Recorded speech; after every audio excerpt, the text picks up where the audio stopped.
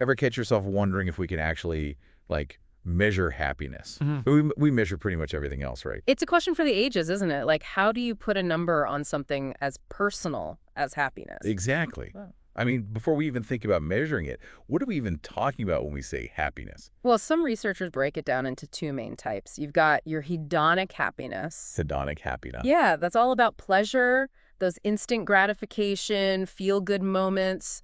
Think like that first bite of amazing dessert. Okay, instant gratification, got it. Right, or like hitting a personal best at the gym. Then you've got eudaimonic happiness. Eudaimonic happiness. Yeah, that's a bit deeper. It's about living a life full of purpose, meaning Yeah. it's that feeling of deep satisfaction from helping someone out, that sense of purpose. That's eudaimonic. Oh, okay, I see. So it's like the difference between binge watching your favorite show versus like volunteering at an animal shelter. Both can bring you happiness, just in very different ways, right? Exactly. And get this, researchers actually try to measure both. Really? Oh, yeah. We're talking about things like the World Happiness Report. Oh, yeah, yeah. They rank countries by, like, their happiness levels. How do they even do that? Well, they use a bunch of factors, like surveys. They look at things like social support, life expectancy.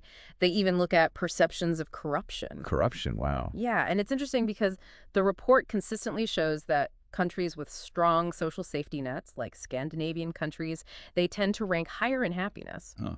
Even if their GDP isn't the highest. Yeah, even if their GDP might not be the highest. Interesting. But can a number really tell the whole story about happiness? I mean, isn't there more to it? Oh, absolutely. Happiness is way more nuanced than any single number can show.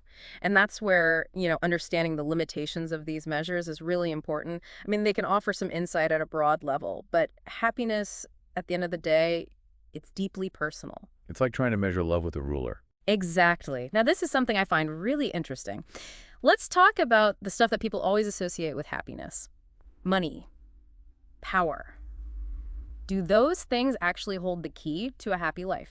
That's the million-dollar question, right? Mm. Everyone wants to know if more money really equals more happiness. Right, and studies actually show that income does correlate with happiness. It does. It does, but only to a certain point. It's the whole diminishing returns thing, After you hit a certain income level, having even more money, it doesn't really affect your happiness all that much. So once you can afford to live comfortably, chasing even more wealth might not actually make you happier. It doesn't, no. And sometimes chasing that wealth, it can actually cause you to neglect other parts of your life that are more fulfilling, like relationships or pursuing passions. Right, right. What about power? How does that factor in? Power, it's a tricky one. It can definitely bring you influence and control, but a lot of times it comes at a cost. Oh, how so? Well, it can take a toll on things like your relationships, even your own well-being.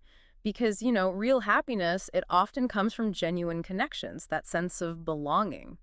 So it sounds like focusing all your energy on those external things. Yeah. It's not really a recipe for, like, true happiness. You got it. It's those qualitative parts of life, Things like personal fulfillment, strong relationships, experiences that give you a sense of meaning.